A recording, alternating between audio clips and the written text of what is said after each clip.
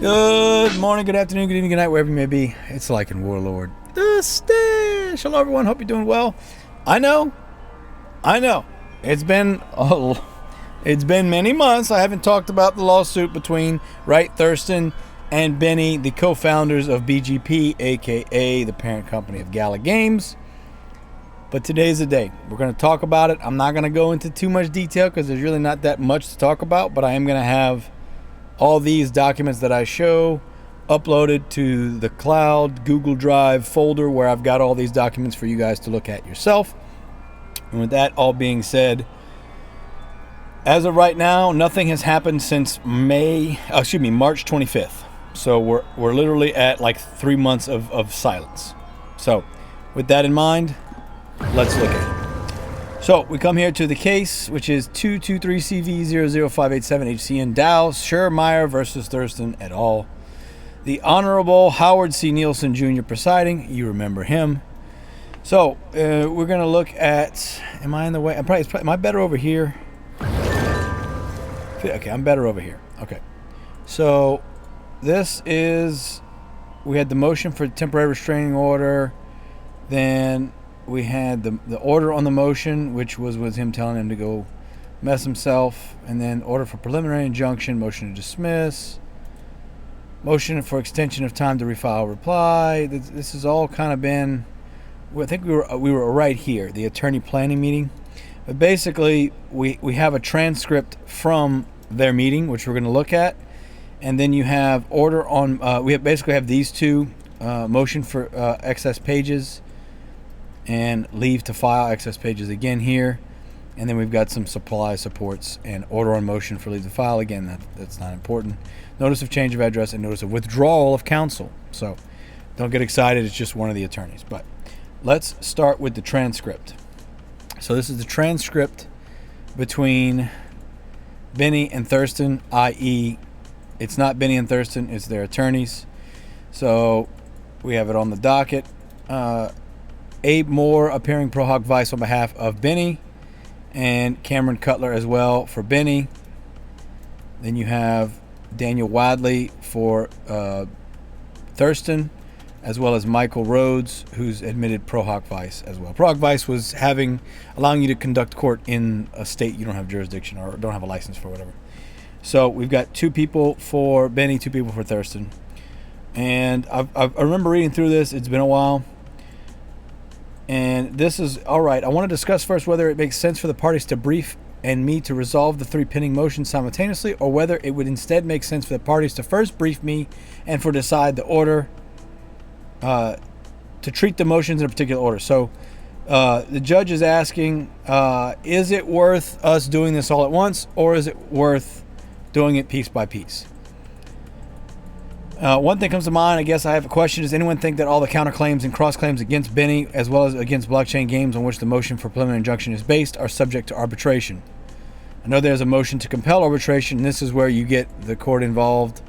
I know blockchain, the arbitration, for a refresher, here we go. Arbitration is the use of an arbitrator to settle a dispute. So this would be a court-mandated person coming in between to help settle things. So we believe that all the claims against BCP as a direct defendant, in this case a cross-claim defendant, are subject to arbitration because all of them depend on either their direct contract claims or their claims can relate to the agreement between the parties. Do you have a position on whether the claims against Mr. Bene with subject to arbitration? Ms. Call, we do not. So they care about the ones against the company, don't care about the ones against Bene, or don't think it's needed for arbitration. So once again, let's do this. We're gonna put up a reminder. Okay, give me a second. I'll put something on the screen. All right. So top left-hand corner, you can see above me, Moore/Cutler is Bene, Wadley versus Rhodes is Wright Thurston. Okay. The claims that underlie this motion, so this is Moore, this is Bene. Underlying this preliminary injunction are derivative claims filed by True North as a shareholder against Eric Schermeyer as a director. And particularly, we understand that the motion is based upon counterclaim 6, which is the motion to appoint the custodian. That claim is not subject to arbitration in our view, and nobody's moved to compel arbitration on that particular claim. Right, because technically it's a derivative claim on behalf of blockchain against Bene. Correct. So again, both sides of this include BGP. Both of them include GALA. So whether it's Bene and GALA versus Thurston and GALA, essentially. But GALA's just being represented on both sides of it. Mr. Wiley, so this is Thurston. Obviously, we are aware of the company's motion to compel arbitration or dismiss. We do not believe, for the reasons that we'll articulate more fully in our opposition, that all the claims that have been raised are subject to arbitration. We certainly do not believe that the claim to appoint or the request to appoint a custodian is subject to arbitration. So, with that one, at the very least, we believe it ought to go forward expeditiously and be considered expeditiously. So this is saying we don't think that there needs to be arbitration behind whether or not we should appoint a custodian, which is what Thurston wants. Thurston wants there to be a custodian while this lawsuit continues, so that way someone can run the company and keep everything above board while this is all going on. Seems like something, that would be favorable. All right, given my inclination, all three motions simultaneous. If that were the case, there'd be a plausible argument. Everything should be subject to arbitration. I think decline relief first, but I think this is messy enough that we should probably have simultaneous briefing. So, Your Honor, if I may, do all of you believe that gives you an adequate time to prepare your responses? Mr. Moore, which is again Bene, if I may, no. We were actually going to brief the motion for preliminary injunction fully, so they basically want more time. A couple of thoughts on that. There are some exhibits attached to the motion. I mean, there were things like the contract, which presumably would be considered in connection with the motion to dismiss anyway. Talking about how there's things between the two. I would like to address it briefly. So what does he want to address? Do you want to speak to that, Mr. Moore? I mean, are there things that could be adequately considered on a motion to dismiss? The exhibits are the bylaws, the terms and conditions governing founders' notes, and the founders' agreement. All three of those are documents upon which the counterclaims are based. So they are. It doesn't add anything to the allegations in the counterclaim. That really is the universe of the evidence. I believe that the motion also does cite to the complaint, the allegations of the complaint, but only for the purpose of saying, look, both parties believe that there's irreparable harm here. That wouldn't change the fact that the allegations of the counterclaim are insufficient to state a claim, and that we should consider that issue first. This is Thurston. I guess, Mr. Wiley, or if your colleague wants to speak to the issue, I don't know who wants to speak to that, but have you thoughts about that? Which is, as you said, the documents attached to the preliminary injunction would be subject to consideration under the motion to dismiss. Mr. Wiley says, I do, thank you, Your Honor. So I think it's important to understand that Wyoming law permits the appointment of a custodian in the case where there's a deadlocked board to enable the company to continue to operate. It's not necessary for an individual, an individual that is seeking relief, to demonstrate wrongdoing or misbehavior on the part of the individuals that are associated with the company. I think that's a very important point to consider when thinking about the briefing schedule. Because in this case, as Mr. Moore suggested, discovery would be necessary on the salient point. On the most important point, that goes to the motion to appoint a custodian. There does not appear to be any dispute, which is that there's a deadlocked board. And so beyond that, there's only a two-member board here, Your Honor, Bene and Thurston. That's a two-member board. They've already documented as late as last summer their opposing views going forward, and so because of that, I don't think we believe there's frankly any additional discovery that we would need to undertake for the court to consider and rule in the motion to put in a custodian, simply because all the court would have to determine is that there's a deadlock board. That deadlock prevents the company from operating as it's supposed to operate, and as a result is in the best interest of the company, the shareholders, equity interest holders, operations. It's best interest for all the parties and interests involved to have a custodian appointed. Go ahead, Your Honor. I apologize. He said, no, please interrupt you. Please finish. No, because of that, we don't believe that there's a need to be a resolution on the motions to dismiss, because frankly, irrespective of what happens with regards to the motion to dismiss, there's still this available relief to appoint a custodian in an instance where there's a deadlock board. So we believe that should be considered straight away. It certainly can be considered on a contemporary schedule with the motions to dismiss, but we certainly would not support or agree to any kind of bifurcated briefing structure where the motions to dismiss get considered first. Is it your position that the preliminary injunction can be decided based on the papers that you've submitted and all the evidence? It is. To the extent that the court is able to take judicial notice of a deadlock board, again, we believe through the briefing. So they're saying, okay, to be clear, you think we'd be comfortable with my ruling on a preliminary injunction based on what you've submitted and perhaps argument. Mr. Wiley, as long as Your Honor rules in our favor, we would be absolutely comfortable with that resolution, Your Honor. He says, right, well, unfortunately, you don't get to make that. No, I understand. But no, okay. So you don't think there's need for additional evidentiary development. So they don't need to submit anything else. Okay. Then, Mr. Moore, this is them saying that it's not sufficient. So we're going to scroll down to this. So do you think that as long as I take judicial notice of the fact that there's a deadlock board, that just based on the bylaws and other things that you've submitted, I can make the legal determination in Wyoming law, I can make the determination to decide the motion? And then Thurston's guy says yes. There's a very straightforward reason for that. I mean, as you've seen the motions for tier no's and prelims, throughout the file in this case, both parties, the custodian, the law that would allow the court to appoint a custodian specifically designed to address these very issues. And there's an internal corporate dispute. There's a claim that is one executive is taking, action, introducing condition, blah, blah, blah. Okay. So, and they said we're willing to proceed on that. Mr. Moore, any thoughts? Your Honor, if defendants are relying solely upon a yet-to-be-filled request for additional notice that the board is deadlocked, along with the bylaws, and if that's the entire evidentiary basis for the defendants intend to proceed with the motion, no discovery will be necessary, and we'd be happy to brief right along with the motion to dismiss. He said, right. So to be clear, it would be 3 documents attached. Basically, they're saying that what they have, basically they're trying to make sure both sides are good. So I think the question, again, I'm going to upload this so you guys can read it, but we believe that's all the court needs to make judicial notice of, additional depositions, all the stuff that would come later. All right, so we're going to move on from that. So that transcript is right here. We had a transcript potion, response to motion. Okay, and that is here. Blockchain Game Partners response to defendant's motion for preliminary injunction ordering the temporary appointment of custodian. So this is BGP, Bene replying to Thurston wanting a custodian. And it says, the litigation concerns multiple disputes between Bene and Thurston and his investment vehicle True North. Caught in the middle of the dispute is Blockchain Games.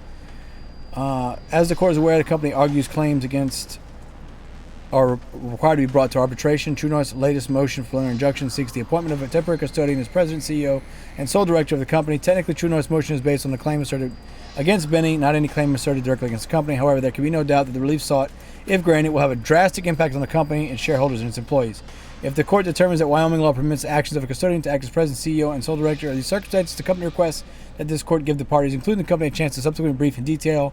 Interesting. So basically, they're asking for, if you're going to do that, we'd like a chance to make sure it's somebody that we want. Go figure. Okay. So there you go. That's this response to motion. And then these are extra pages. We're not going to worry about that. And then we've got memorandum in opposition of. I think I have those here. I should have saved them. Okay, so this is a motion to leave over length. So this is over length. You don't really need to see these. I paid for them. It's not important. Okay, this is 216, 22, 22, 22, and 124. Okay, 22. So we go back to 22. That's this memorandum and this order to receive or proceed. Okay, so we looked at this one. We looked at this one. Okay, and this is the purchase of the transcript. Okay. Now we've got Blockchain Game Partners response to defendant's motion for preliminary injunction, temporary appointed custodian. So we looked at that, and this is one we looked at. Defendant counterclaiming custodian True North by and through undersigned counsel hereby respectfully removes the court ex parte for leave to file over length. We saw that. That's basically asking for more paperwork. Can I put more paperwork on the claim, please? Okay, counterclaimant. True North, through the undersigned counsel, submits the following memorandum. Cross-claim, following memorandum in opposition to cross-claim defendant Blockchain Game Partners motion to compel arbitration or in the alternative to dismiss True North's amended cross-claim. So they're trying to dismiss what Thurston submitted or get arbitration. Okay. BGP moves to compel arbitration and the alternative dismiss the direct claims. A, require arbitration because it's in the terms and conditions, and B, granted unfettered discretion to do as it pleases with nodes, rewards generated therefore belonging to True North and any other node owner. BGP has drawn mistaken conclusions from both provisions, however, and its motion should be denied. First, BGP has waived the right to demand arbitration. The parties' dispute began many months ago with True North and Thurston exchanging accusations demands. Basically, they've been talking shit about each other. Second, True North has properly pled its claims against BGP. BGP's challenge to True North's breach of contract implies covenant of good faith and fair dealing claims cannot stand in light of A, Bene's extra-contractual actions, B, the fact that BGP's interpretation of terms and conditions unconscionable discretion provision would render the contract wholly illusory and therefore unenforceable. True North's conversion claim also withstands BGP's challenges since Bene and BGP wrongfully converted True North's property outside the bounds of the term condition, and True North sufficiently asserted its ownership of the nodes and GALA tokens at issue. And finally, there are valid underlying claims supporting True North's claim for declaratory relief. Under those circumstances, the dismissal of any claims, though not warranted, should be without prejudice, saying that they could file it again if they do get dismissed. For these reasons, BGP's motion must be denied. Statement of facts. Though a fulsome statement of facts is in the minute counterclaims, this goes into legal standard. We're not going to go over any of this. BGP motion compel arbitration must fail. True notice cross claims do not require arbitration. In the months leading up to the filing of true notice cross claims on multiple occasions, true notice proposed that the parties arbitrate and or mediate the dispute. In each instance, BENE and BGP refused and disregarded true notice requests, thus waiving the right to seek arbitrate them now. Okay, and that seems pretty straightforward. You had a chance, you didn't do it. So look, exhibits A, B, and C. Let's go find exhibits A, B, and C. Okay. Here we go. John, so John, who's John? Moore. Okay, so remember, Moore is BENE. Okay, John, who's John? John Huber. John, we sent an email to Brent on Friday asking for a call. In any event, we are not interested in arbitrating our claims against Wright at this time. If you would like to seriously consider doing so. Okay, well, there you go. It's in black and white. That's in black and white. We don't want to arbitrate. And what date is that? June 4th, 2023.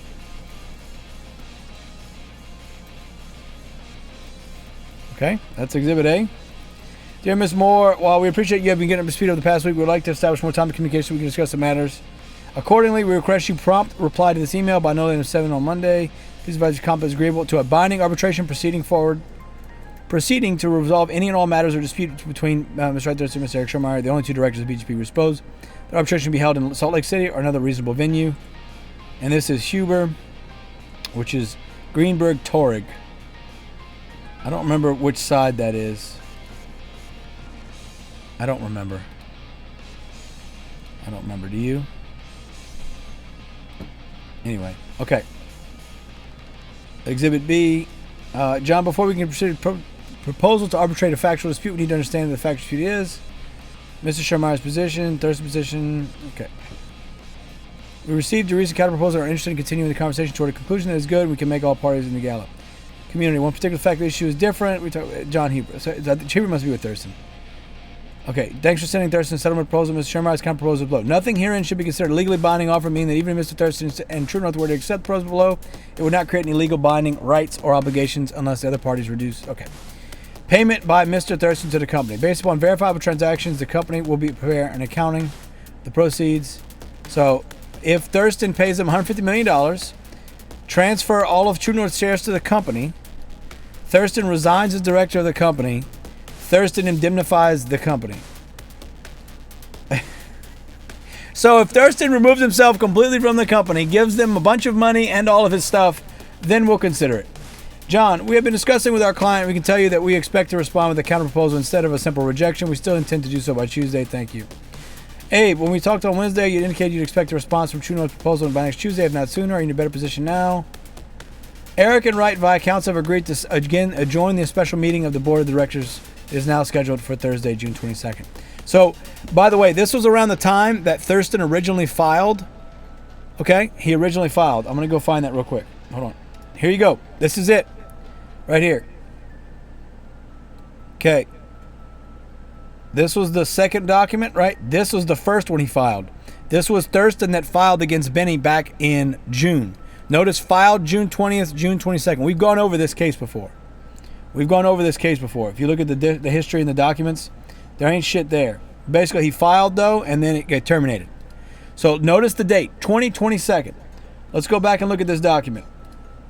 Which one is it?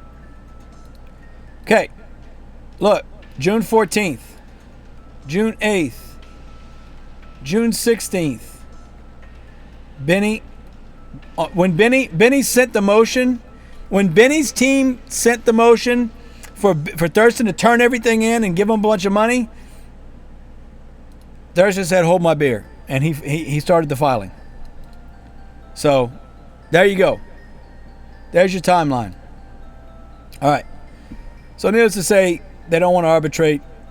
And the version of arbitration was okay. And this is literally all of their stuff. Exhibit C. This is July 6th. Hey, my birthday. Look at that. Thursday, July 6th, 2023. Thank you for informing us below. We are investigating. We still think dialogue is advancing. Do you have True North's tax return? The centralized memo provided by Wright Thurston, which is cited as providing the factual basis for the draft Howie memo attached to your email. As for a special meeting of the board of directors, can we agree to postpone to July 18th? We continue to propose confidential arbitration on certain discrete issues related to whether the company treasury or GALA tokens or not. Okay, and this is John Huber. Contrary to your statement below regarding the application of tokens, this is again responding back. Thurston. John, thanks for sending Ms. Thurston's settlement proposal. Okay, so it says Thurston's settlement proposal. Here we go. The choice of wallet they distribute to does not change or determine legal ownership of the rewards. True North and Bene each own 7,000 and have owned them from the beginning. These nodes were purchased with infusions of capital, contributions of labor, and intellectual property. All rewards, tokens, and NFTs earned by or attributed to these nodes independently owned by True North and Bene, respectively. Ownership of these nodes and these rewards vested immediately to both True North and Bene. In the beginning, GALA's technology gaming was under development. Did not. Okay. This led to the 75-25 split. Okay. BGP engaged the law firm of Murphy and McDonald to provide. Okay. This is the document that I've showed that explains why they would have given Bitbender's wife the role that they did, so that they could use her accounts / Bitbender's accounts to send money to another country to trade over there. But we're going to go on that in another video. So there are finer points. May we also make it clear that True North and Thurston's desire to exit the company was offered before Mr. Schermeyer's unfounded allegations.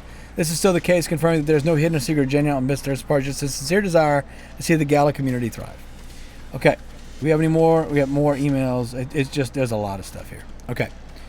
So that's basically them replying to the counterclaim saying that it shouldn't be thrown out, and here's why. That they established need for declaratory relief. Okay. So that puts us here. These documents. I believe I've got all of these. Let's see. Yeah, this is 103 pages. It's costing me money, bruh. Plaintiff's opposition to True North's motion for preliminary injunction. So this is Bene saying his reply as to why they shouldn't. So anyway, I'm not going to go over all this. There's a lot. I'm trying to speed through this. I'm going to have all this down. I'm going to have all this in the link for you guys to see. Then there was a reply memorandum, a reply in support of the motion. This is 14 pages. Reply in support of motion for preliminary injunction, ordering the temporary appointment of custodian, act as president, CEO. Between brandishing a heavily redacted version of True North's motion and contorting the request for a custodian under Wyoming law into an applicable legal standard, Bene at least deserves some points for creativity.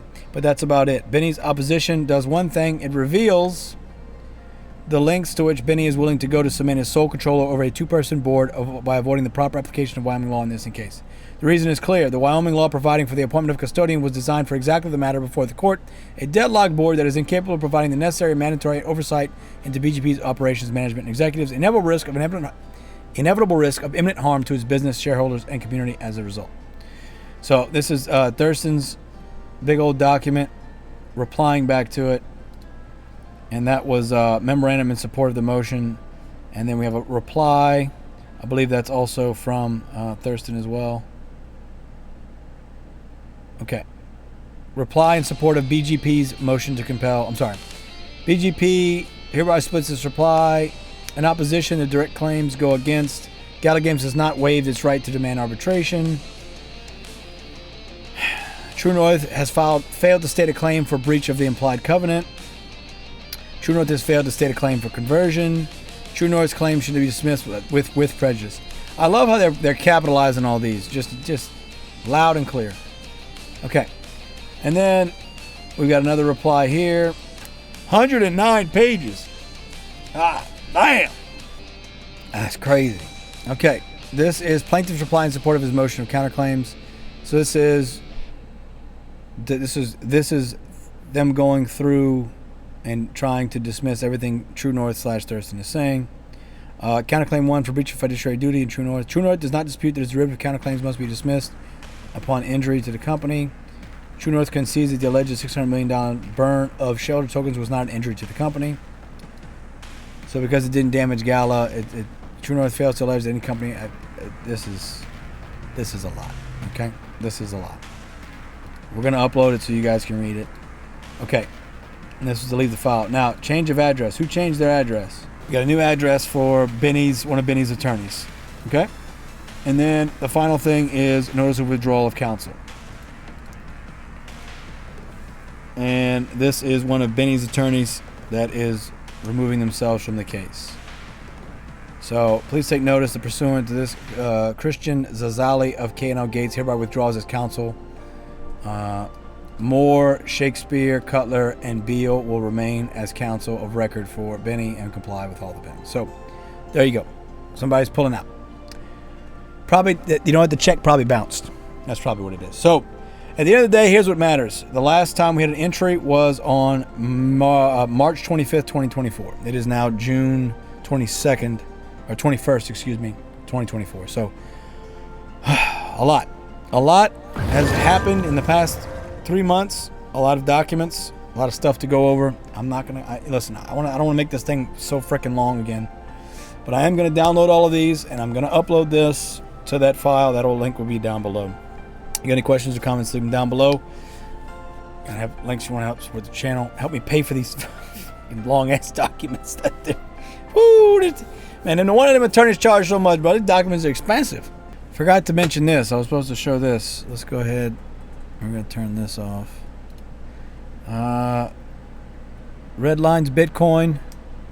Blue line's Gala.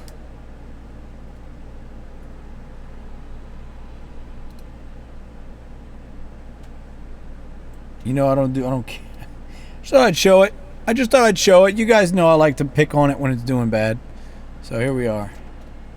I mean, to be fair, we're not at the all. We're not. You know, we're technically the price is above what it was a year ago. You know, again, red line Bitcoin, blue line Gala. You know, here's what it is. All right, just wanted to throw this in there. You know, poke the bear. Bye-bye. That all being said, hope you're all doing well. I'll see you on stream later doing Elden Ring. Pew, pew, pew, pew. Elden Ring till I beat it. I'm like a warlord. Stash. Lawsuit update. Love y'all. Bye-bye.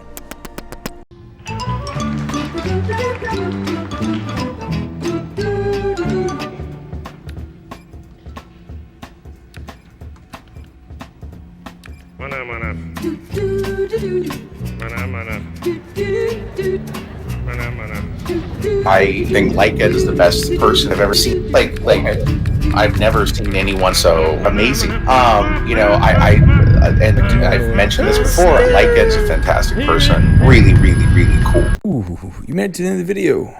Thank you so much for watching this video. I want to shout out my Patreons from Patreon, and my new YouTube members as well. I got that going. Appreciate all of you. Thank you so very much. Your help has been crucial to keeping me alive and keep streaming and keep helping and hopefully entertaining you along the way.